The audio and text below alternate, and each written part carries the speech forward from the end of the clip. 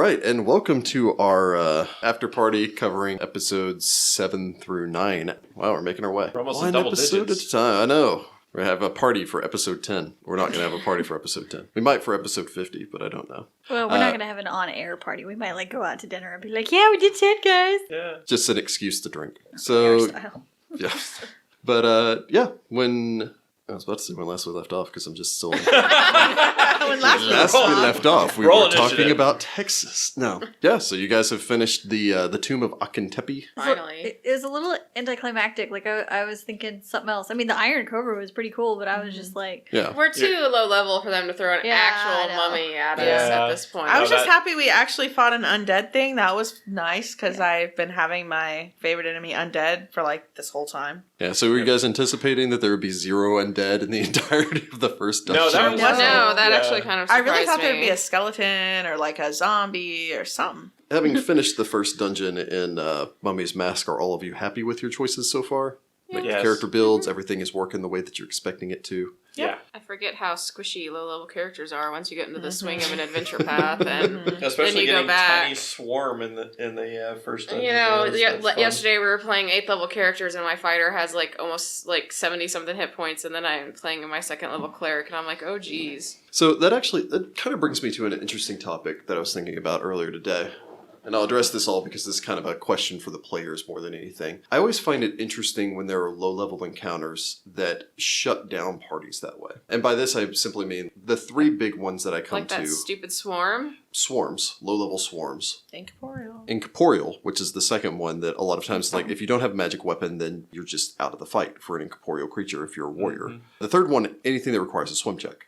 At lower levels, you can't usually spare the skill points to just drop one and swim. Yeah. And of course, you guys are playing in a desert campaign, so if that chamber had actually flooded, all of you would have been forgiven for not putting any ranks in swim, even though you live in a town that borders a river.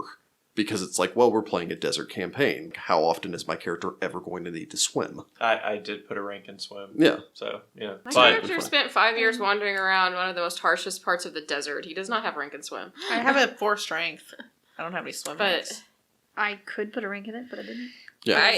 That's you know, mentality. encounters are built around the idea that you have a rogue, a fighter, a wizard, and cleric. Mm-hmm. And so when you don't have one of those things, sometimes it gets really thrown out of whack. Like, we don't have an arcane spellcaster.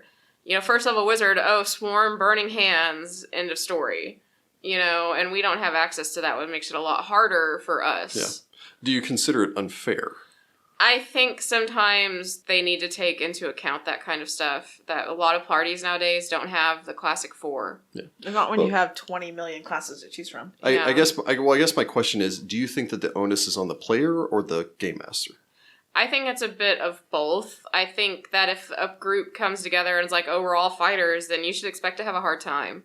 And not be the game master's fault. But should the players expect to? For instance, after the first time that you go in and you loot things and everything else and you return back to town and you're basically like, well, you know, we're a group of nothing but fighters and we don't necessarily we happen to have a wizard in the party or something like that. Do you feel that it's incumbent upon the players to go, there might be ghosts. Maybe we should pick up some scrolls of magic weapon Yeah. before you have a +1 weapon? That's Well- a little bit on the player, especially if you're running around in an area known to have undead. Yeah. You should be Or even prepared. if it's just whoever's I think when we were playing through another one of the more horror-involved adventure paths, I want to say it was you, Jessica, that took Ghostbane Dirge. Or someone had Ghostbane Dirge. Oh yeah, I Yeah. had Ghostbane Dirge. Yeah, Yeah. that's We had a just- scroll we had gotten from Yeah, somewhere, and then I and bought some scrolls. It just kind of became incumbent upon us to realize, it's like, well, we have to keep going, so this is our job A to lot fix of it this. is situational. Like, if you know you're going to go into a creepy place filled with ghosts and you don't have magical weapons and Yeah. you walk in there and get slaughtered, then yeah, that's your own stupid fault because you should have bought the scrolls or figured something out. Yeah. But it's also one of those things we're not expecting to fight a swarm, so it's Should always expect a swarm. I hate swarms. I've always hated swarms. yeah, I mean, especially that swarm, like the summon swarm, is... If it had been a swarm of creatures that we could have attacked with blunt weapons, I would have been okay, fine.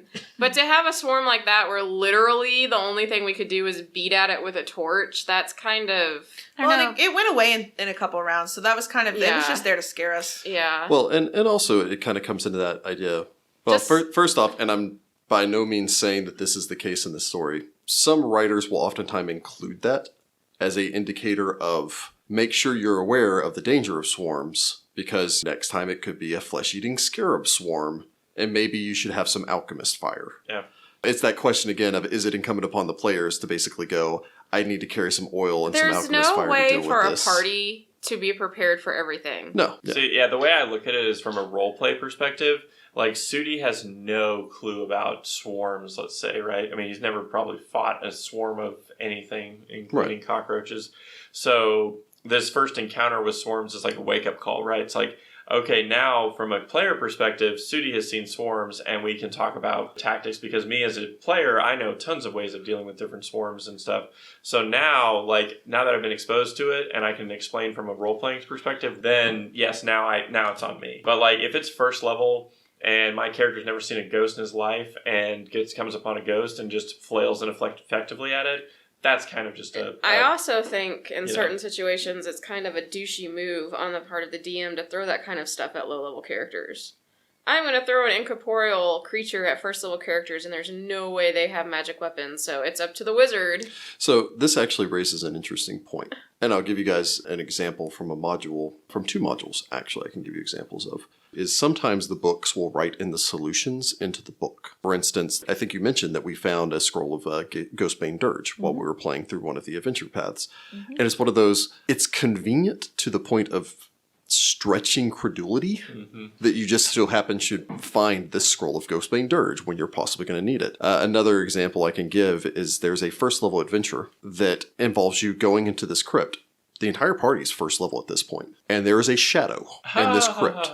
Wow. But there is a +1 dagger in the room with the shadow. And so it's that idea of not only do they present you with the threat, but they also present you with a means by which to defeat the threat. And it's kind of the same thing that crops up where it's, you know that you're going to be fighting a lot of creatures that do fire damage, and you just so happen to find a potion of fire resistance.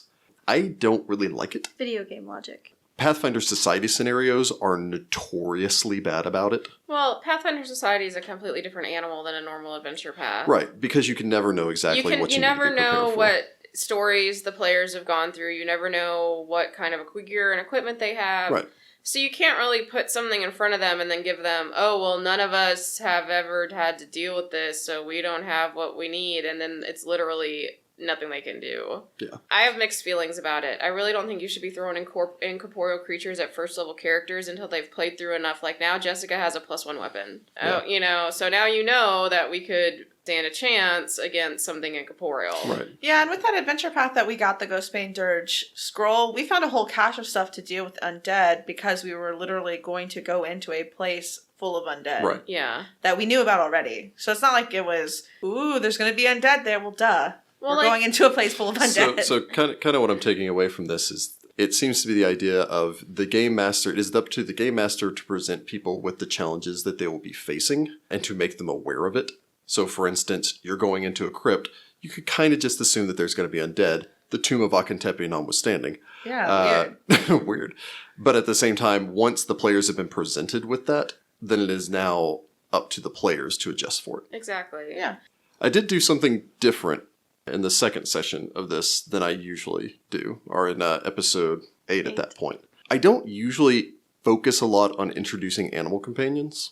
It's not something I usually, because it's usually like a lot of times people play a druid and then, okay, in your backstory, why do you have a tiger? And inevitably it's a zoo. Try to have a reason for your animal companion. This is probably the first time I've actually made an event to introduce an animal cool. companion. Yeah, I liked that a lot, actually. So a little behind the screens here, I broke the cat's leg to give an excuse of why this cat will not be joining the party until 4th level. Yep. Makes So sense. magically this cat will be all better next day possibly if you gain like 2 levels while you're in this dungeon.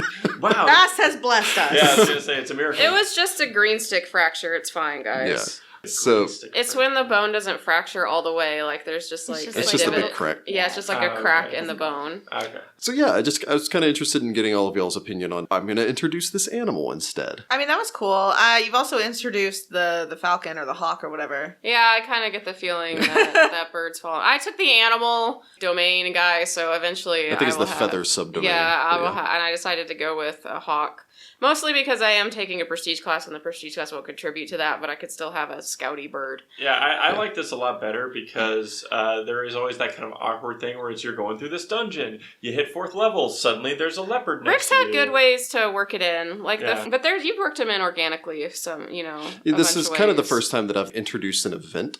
Yeah, and this Because I could have just been, oh, you find this cat walking along. I actually bounced some dice. I very rarely do this. I actually bounced dice on the random encounter chart that they provide. I love the random encounter Yeah. charts, by the way. It's a love So letter we back to we to randomly Montague. encountered a ghoul. Yeah, it was 1d3, but I rolled a 1. Thank God. I think Like it was like we 1d3. said during the game, ghouls are one of those things that I always feel like should be like challenge rating 2 or 3, and gas should really be 5 or 6. It's Yeah. the But- paralysis It's the specifically paralysis. that's the worst. Every once in a while, there's a monster that I'm like, really? This most. Yeah, that is one of the interesting things with special abilities, like Universal Monster Rules specifically, is there are some of them that they're way out of whack with the others. And there's ones that I've seen the other way that our party's like Oh, that's an Ginsuit 8th it, level thing? Okay. and Rick's like challenge rating 9, and I'm like, do what? So, you know. So also, I guess on the subject of, at the very least, the earlier on parts of this, has everything been making sense to y'all so far? Is there I mean, anything we that you're haven't just really like, I'm kind of gotten curious the- about this thing? We haven't gotten the AP plot hook yet. Right now, we're No. just still doing we the. may have gotten a very beginning of it because kind of a Nephis thing. God, I've already forgotten the guy's name. Cleric. Pat Mammy? Pet nib. Panamna. Nom Nom? Panebneb. My nib. Panda bear. Pet Penmanib. Panda. We're just calling the guy Panda, Pet- and we're moving Pet- on with our Pet- lives. Pet Petnamib. my nib. So- It's Petnamib. PTEMENIB. Why don't you go just go take Pet- write in a giant list, take it to It's work, and just probably have Dean pronounce everything for you. PTE? Yeah, Also, but the the P- P's probably silent. Yeah, the PT, the T Tepnib. is silent. Yeah, it's Tepnib. Tepnib. So Tepnib. Tepnib. So, Tepnib. sorry for mispronouncing. Yeah. We'll Tepnib. figure it out. Yeah, But- because We'll didn't ask our friend who Cleopatra's speaks last name everything. started with a P, and that's silent, wasn't it? It's the Ptolemies. Yeah, it's like Yeah, it's Yeah. PTOL. So I bet you it's there's the P's not supposed to be in there. But yeah, for Tepnib, he mentions that maybe they'll do an auction for it, and he's like kind of talking about the future. I feel like he's maybe making mention of the mummy's mummy's mask, but And to kind of tie in with that, where this lady is apparently searching for something specific, and now he's searching for something specific. I'm wondering The if they're Nethys the if same they're person. if they're the related. cleric of Nethys also seems to be, or the Big hat. lady. I don't think you know whether or not she's actually. I don't think she's a cleric of Nethys. She follows Yeah. Nephis. That's all that matter. Yeah, because she's whipping around with some wands and stuff. No, I think things are going good overall. Yeah. But I didn't know if there was anything that you guys were curious about from a behind the scenes sort of thing, because that's kind of what we're going for here. What was in that room? The room we didn't Oh find. yeah, the Oh, Yeah, the did room we go miss in. a way, or is that you, just? you did. Aw. We should have broken that room. I don't know how we would have done it. Though. It's the stone was Yeah, too big. It's not much. Really, what it is those stairs. They took the stairs down, and they eventually got to the room where you fought the summon swarm. Uh-huh. Yeah. And you went through that hallway, and you guys made a perception check to search for secret passages. You didn't actually roll high enough. There's a secret passage there that just leads into a hallway that just takes you back to that other room.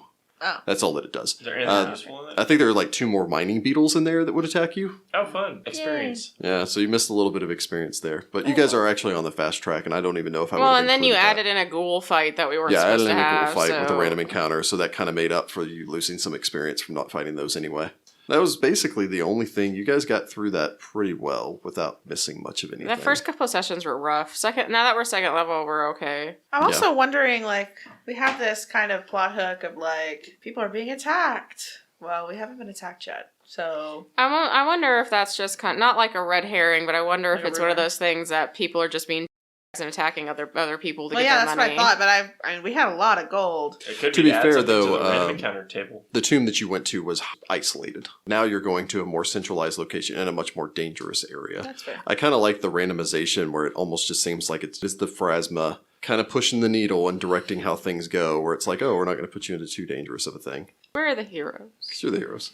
Yep. Unless we die, and then it'll be someone else. Yeah. So I guess covering a little bit of episode 3 as well. Episode Episode 3. 3. No, sorry, the third part. You know what I mean. The third part of the... Episode 9. since we were covering episode 7, 8, and 9, the third of the 3 episodes that we're covering. Episode 9. Yes. Now we're going to go back and cover entirely of episode 3. Man, episode 3, that was a... I don't even know what happened in episode 3. I think there was a camel spider. Oh, and that's where I got bitten and poisoned the first time. Yep. Yeah, you guys finally made it to your destination, the second of your 3 sites to explore. You got an idea that this one is Ghosties. full of ghosts. Yeah, it was kind of the interesting thing that you guys got to go to the first one, and it was just, oh, okay, it's this tiny building on top, and then it's this massive complex underneath. Whereas you showed up here, and you're like, okay, it's a giant courtyard, and we can already tell it's a 2-story building. Yeah, but I was told ghosts, and all we've seen so far are animals. Except for the hunt. We have Yeah, the but I hunt. can't stab a hunt. You can't really stab a ghost either. I our can. level. I have a +1 Kopesh. I can halfway stab a ghost. That is true. You can 50% stab a ghost. You can ruffle I it. have a magic weapon spell, so I've got that covered too. I would be completely screwed. I would also be very unhappy. We would probably all die if it's a ghost. I'm just saying. Yeah, so we didn't really go into it during the episode. Haunts or something was added in the second issue of the Adventure Path series of Rise of the Rune Lords, which was Adventure Path number 2. Introduced the haunt mechanic. Yeah, it's one of my hands down favorite books. The Skin Soul Murders. I will never. Yeah. I will never Yeah. forget the first time I played through that book and one of the players screaming like a little girl. That is It true. was That was pretty. amazing. That is a highlight of my gaming career. Yeah, why kill players when you can make them scream? Yeah, it's true.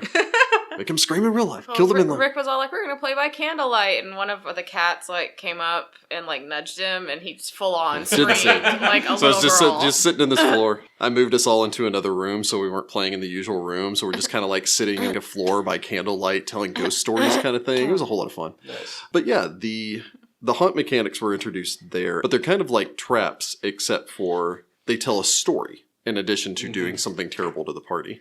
Now, I know that they get a little bit of flack because much like traps, if you don't have a rogue, then you just kind of have to power through them. With haunts, if you don't have a cleric, you kind of just have to power through them. Now, that wasn't an issue in this one because the party's actually traveling with the cleric, although I know you guys have had to deal with haunts.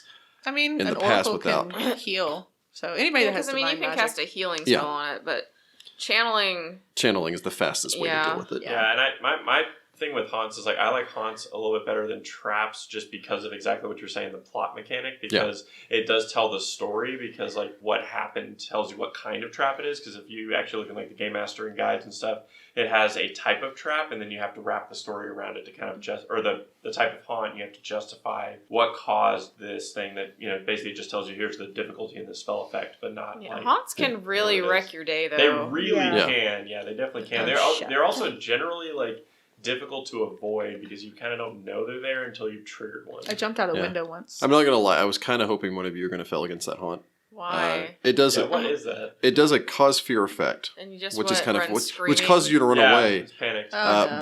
But the most open direction for you to run away is into the side courtyard where the snake is, and the first place that you can hide is underneath the bench. Oh. And so it's the idea is like the guy runs in there and then goes, "Oh God, oh I can hide under this bench," and then there's a snake. And the snake's like, "What you doing, bro?"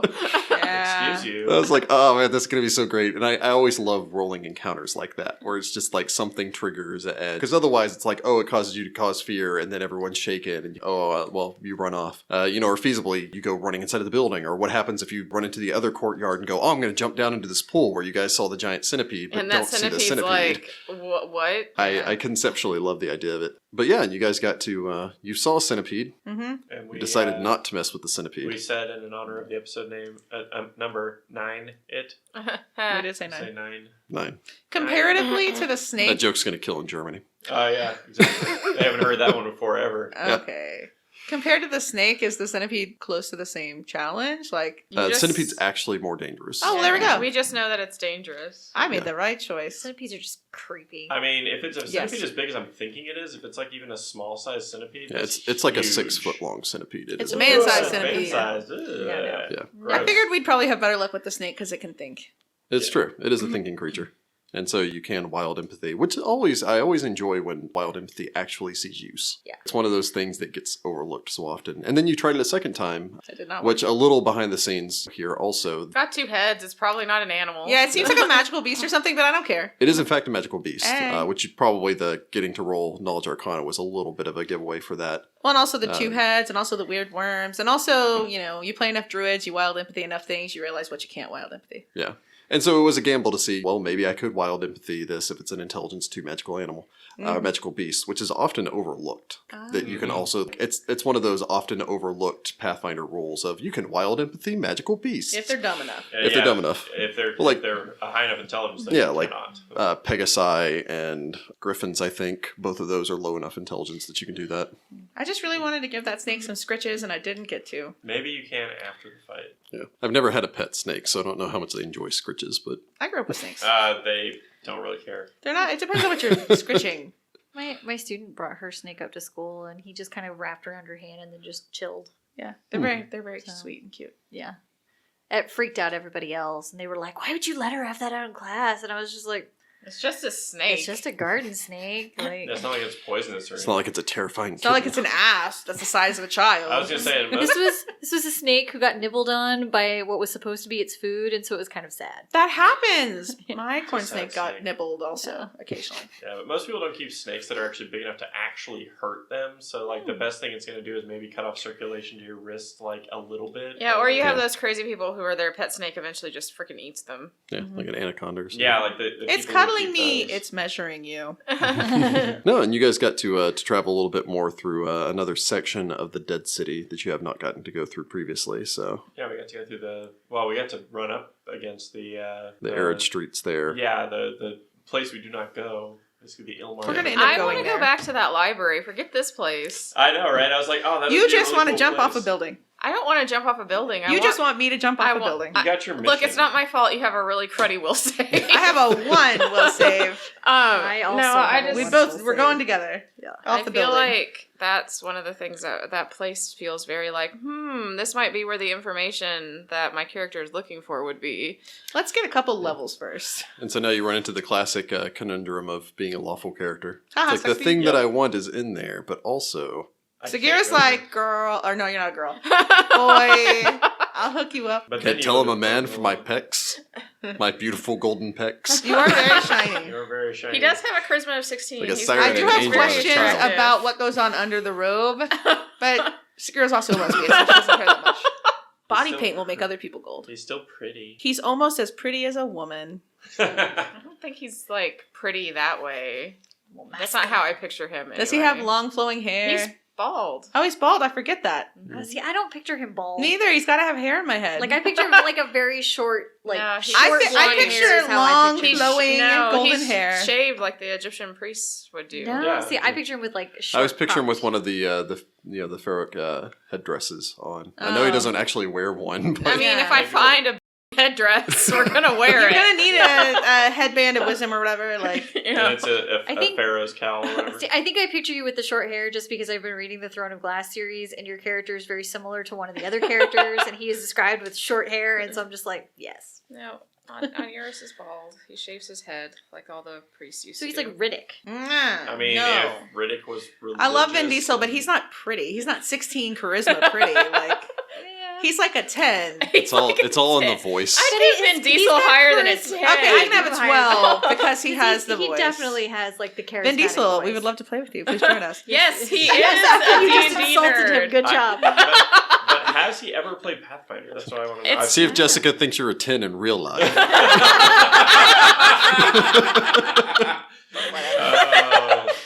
Oh It's my like, come God. play. Okay, so what other? I'll give you a Trent. maybe- You can just oh, I am Groot you're in the like- corner the whole time. Maybe Jason Statham-ish? Eh. You go to weird places. I'm just trying to think of bald actors. You can shave anyone's head. Yeah, I mean, like freaking. I imagine you're like Paul Bettany, shaved head, gold skin. Like Legion. Like Yes. Legion. Okay, then Or- yes, I yeah. pictured this. Okay, what? or Headcanon Vision, accepted. whichever. But I guess Vision, but he's like older. Yeah, but he I was don't like know. buffer in Legion. Yeah, he was way buffer in Legion. Yeah. Paul Bettany is my yeah. Paul Bettany, you're also welcome yes, to you join. are welcome to play anytime, Paul Bettany. This is what we're gonna do now. Celebrities, come play Pathfinder with us You know because you we want think to. you're cute. We also see the movies no one else likes, like Heather Legion. wants to see. I enjoyed it. I know, because we're real fans. Sadly, Tom Hiddleston Like is not seriously, nearly I've big had enough a nerd. slight love affair We with don't Paul. know that. We could get What? Tom Hiddleston addicted to Pathfinder. You never know. Yeah. We just have to kidnap him first. Or ask him to come play, We're whichever not, works. We're not doing we this. are not admitting to We're not illegal kidnapping anyone. actions on our You're gonna podcast. get a cease and desist. And all of us have restraining orders now. Doesn't surprise me. So yeah, you guys had a chance to check around the outside of the structure and everything else, and suppose starting with next episode, you guys will actually get to delve into the building proper. Well, first we have If to we don't see get if we eaten. don't get eaten by this two-headed dog. yeah, it's The Etten dog? Etten dog, that's what we're going with. Well, he's got all the worms like Didn't Princess you- Mononoke. You just put lore. yeah. You didn't actually put ranks in Knowledge Arcana, right? Does No, anybody I have ranks lore in Knowledge sphinx, Arcana? not knowledge arcana. Is it a sphinx? No. I can tell you definitively it is not. Yeah, Yeah. so this will be Etten dog for the rest of time. Yeah, because Yeah. You guys remember when we fought that Etten dog? That was weird. somebody needs to take leadership just so we can have somebody with like the extra skills. Nobody has knowledge arcana yet? I do. No. Yeah, we're good. She just hasn't seen it yet. Oh. Yeah, remember we conferred and decided that since I have a bunch of extra skill ranks that Oh, I yeah, Yeah. that's right. You're Well, All and I it's- know it's is that that- it's not undead. Yeah, because it was just kind of that fun scene from a horror movie thing where it's the That ranger fun. kind of walks forward and then sees the snake. It's like, calm down, snake, and the snake's all right. And it's like, don't worry, guys, it's just a snake. And then like the camera pans over, and then from the shadowy doorway right next to the ranger, you see the two heads start to emerge. It was a little bit more of a, oh, snake, now we're friends. I'm going to walk over the snake and cuddle the snake. Oh. Hey, buddy, we can be friends too. And then he. It's like when you start definitely- petting one of your dogs, and the other dog's like, no, it's my turn. Oh, God, there's two heads. They'd be so jealous all the time. Oh, man, yeah, if they were like actually like an Etten. then, You'd have to yeah, pet both of them at the You have same to time. pet both heads. We It's a don't know what this two-handed thing job. is. It That's could the be key. Like an We just need to pet them. You know, it's smart enough not to be affected by wild empathy. yeah, so there's it's too that. smart. It's having none of that. Dangerously intelligent. So yeah, check back here next week for, of course, the next episode, and we will continue on in episode 10, which I'm going to guess is Sagira gets eaten by dog. the one Right. where Sagira gets eaten. The one where Sagira gets eaten. It's eaten by Etten dog. It's like a throwback to Every game episode has 3, the cat eating sarcophagus. Every game has a theme. Yeah, this one's probably going to be swallow whole. Yeah, I don't think episode it's that 5. big. It has to be what, two It was size? horse it- size. It's Yeah, horse but size. doesn't have to be two size categories larger to like swallow you whole. Yeah. Depending. So see, it can't swallow Sagira whole unless it has some crazy There's some supernatural exceptions. Though. ability. Like some things it like has Yeah. two heads. Its well, heads it's are probably mostly normal sized. oozes and anything with an amorphic anatomy Yeah. that can swallow creatures. If this thing swallows Sagira, I'm out. I'm just like, I have been swallowed. Well, Sagira hasn't been swallowed, but I, as a player in my other games, have been swallowed before. You're not dead as soon as you're swallowed. It's fine. Sure. I have a small weapon that I can use to cut my way out. Hopefully. I cut my way out. Anyway. And with that, yeah, check back next time. Yes, subscribe to us Comment. if you enjoy this. Comment Yes. down below. Rate. Please leave us a rating and review on iTunes if you would. I hate doing that whole thing where we kind of plug that stuff, but it's really good for yeah, it's- metrics, apparently. Yeah. And then check back here next time for the further misadventures of our Mummy's Mask We're crew. doing pretty good so far. Nobody's died yet. Don't so. jinx us, you know. woman! The end. Tune in next time when Heather's been killed outside of the game for jinxing us. Because you're bad luck. We have to kill her and then bathe the room in her blood. It's the only way to be sure. We used to bless our table with a cat, so We- Not like killing a cat. We would literally just pick her up and like circle her overhead. Then Definitely, she'd sit in my Luna. lap When for the Luna rest of jumps it. in your lap during the game, you definitely get good luck. You get better We luck. she's do a not calico. endorse feline sacrifice. No, but we endorse having cats in your lap for Yes, good luck. if you're having bad luck, purchase yourself a calico cat and hold it Calico, during games. not tuxedos, because they will bite you. Must if be you move your calico. hand too I don't know. fast. Winston helps me out sometimes. Do not purchase a calico cat if you have allergies. Anyway. Or do, because sometimes if you're allergic to regular cats, you aren't allergic to calicos. Oh, well, there you go. Find out first though, because I'm allergic to calicos. That's true. Yes. So check back in next time. And until next time, from all of us at Find the Path, good luck, Pathfinders.